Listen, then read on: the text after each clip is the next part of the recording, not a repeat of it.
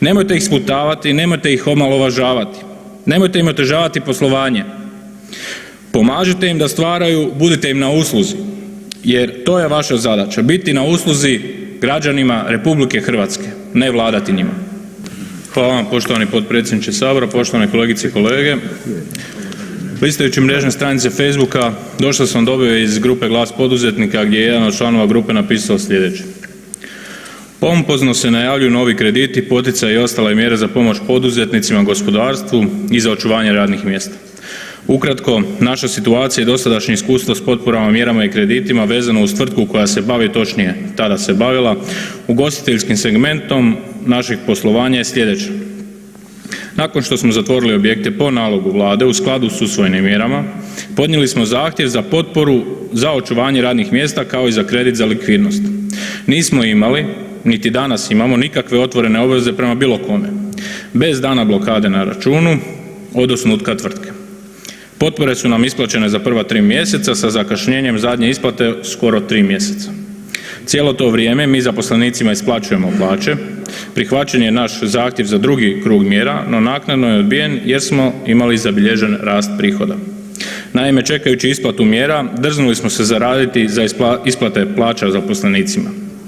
Dostavili smo tabelarni prikaz prihoda iz kojeg je vidljivo da je u segmentu ugostiteljstva ukupni pad prihoda i veći od 80% u odnosu na isto razdoblje prošle godine.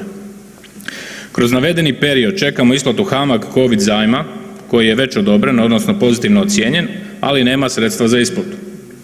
U zahtjevu za zajam navodimo da je dio sredstava namijenjen za podmirivanje doprinosa, ne bude li otpisa, a ostatak za očuvanje likvidnosti. Zahtjev je u HAMAG-u zaprimljen 6. travnja. 7. listopada blokiran nam je račun zbog duga po doprinosima za razdoblje u kojem smo očekivali isplatu potpora, a što nam je odbijeno nakon čekanja preko 60 dana.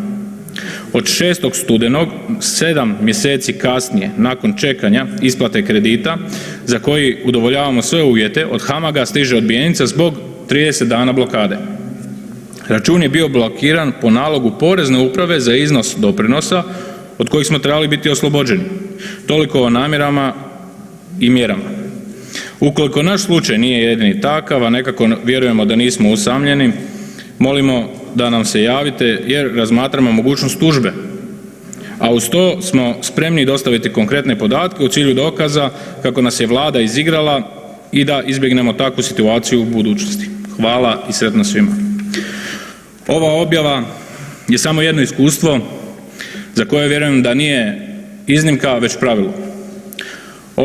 Ovaj primjer je slika i prilika odnosa Vlade i državnih institucija prema poduzetnicima i gospodarstvenicima u Hrvatskoj. Ovo je dokaz neorganiziranosti i nepripremljenosti za drugi val Covida i svih problema koji su došli s njim. Svakodnevno smo svjedoci najava i medijskih natpisa u kojima državnici i službenici slave i hvale poticaje Vlade, najavljuju milijarde kuna pomoći i povoljne kredite i svakodnevno nas uvjeravaju da je sve u redu, da sve ide po planu i da će sve biti dobro.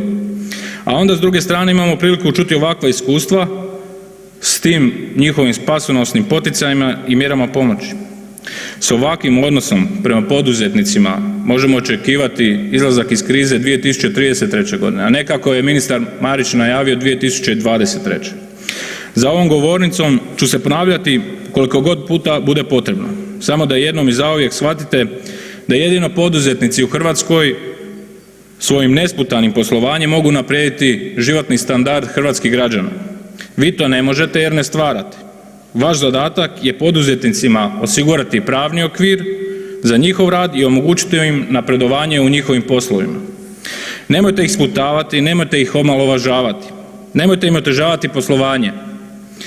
Pomažite im da stvaraju, budite im na usluzi, jer to je vaša zadaća, biti na usluzi građanima RH, ne vladati njima. Hvala vam.